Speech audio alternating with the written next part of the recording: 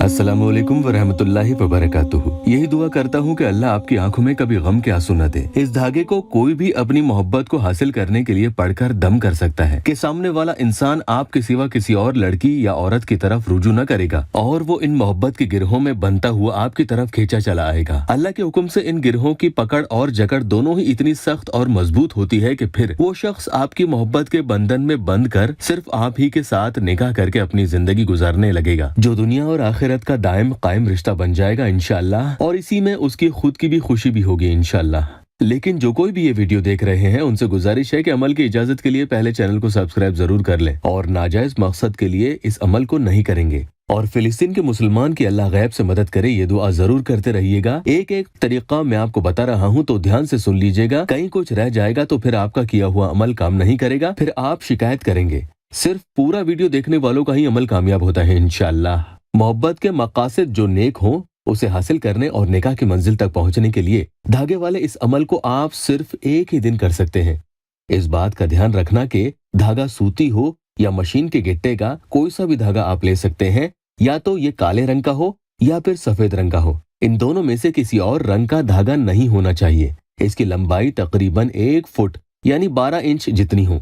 थोड़ी बहुत कम या ज्यादा भी हो तो भी कोई मसला नहीं है, चलेगा। अब आपको सबसे अव्वल वुजू बना लेना है और पूरे अमल के दौरान जिसके लिए आप ये अमल कर रहे हैं उसका बहुत ही मजबूती से, बड़ी गहराई से तसव्वुर करते रहना है कि आपको ऐसा महसूस होने लग जाए कि वो शख्स आपके आसपास ही कहीं मौजूद है। तो अमल का वक्त ऐसा चुने कि जब घर और कमरे में पूरा सुकून हो, कोई शोर शराबा न हो। अक्सर जब हमें किसी की बहुत याद आती है तो उसे बार बार याद करते हुए ऐसा लगने लगता है कि जैसे वो इंसान हमारे साथ ही है और कहीं न कहीं से हमें देख रहा है। तो अमल करते वक्त ऐसी शिद्दत का तसव्वुर और ख्याल आपका भी होना चाहिए। इसीलिए वक्त ऐसा ही सुकून का आप चुने, भले ही कोई भी वक्त हो, लेकिन उस वक्त घर में कोई शोर शराबा न हो और न ही कोई आपके अमल करने में खलल डाले। देर रात इसे कर सकते हैं। वुजू आपको बहुत ही इत्मीनान से करना होगा। धीरे धीरे वुजू बनाएं, इससे आपकी इबादत में शैतान आपको वरगलाता नहीं है। पहले एक बार दुरूद शरीफ पढ़ लेंगे। धागे को अपनी बाईं यानी उल्टे हाथ की मुट्ठी में दबा लें और फिर आप 51 यानी 51 मरतबा सूरह इखलास पढ़ेंगे।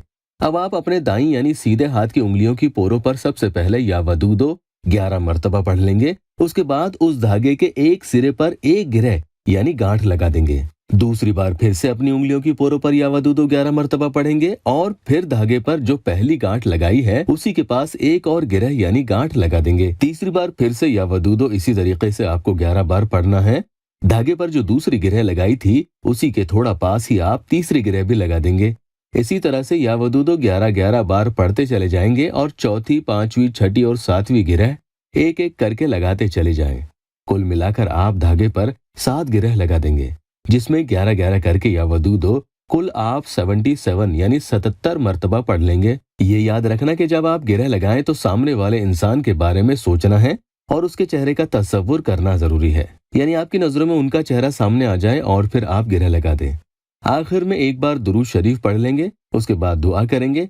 इंशाअल्लाह ताला वो शख्स आपकी तरफ फौरन रुजू करेगा और किसी दूसरी औरत या लड़कियों की तरफ मुबाशिर न होगा। इस धागे को आपको अपने पास कहीं संभाल कर रखना होगा। सबसे बेहतर तरीका यही है कि या तो आप अपने तकिए के कवर के अंदर इसे छुपा कर अपने पास रख लें कि ये धागा किसी के हाथ न लगे, या फिर आप अपने मोबाइल के कवर में इसे रख सकते हैं। कम से कम 7 दिन इसे अपने पास रखना जरूरी है और 7 दिन तक अपने मकसद की दुआ रोजाना करते रहना चाहिए। नमाज की पाबंदी जरूर करें। जब वो शख्स आपकी जानिब आ जाए, आपको अमल में कामयाबी मिल जाए, तो उसके बाद आप इस धागे को घर ही में कहीं पेड़ पौधों की जड़ों में दफन कर दें, जहां किसी के पैर न पड़े और नापाकी न हो, या फिर किसी कुएं, नदी, तालाब वगैरह में भी आप इसे बहा सकते हैं। इसकी बेअदबी नहीं होनी चाहिए। नेक नियत से इस वीडियो को देखने वालों की अल्लाह हर जायज हाजत पूरी कर दे।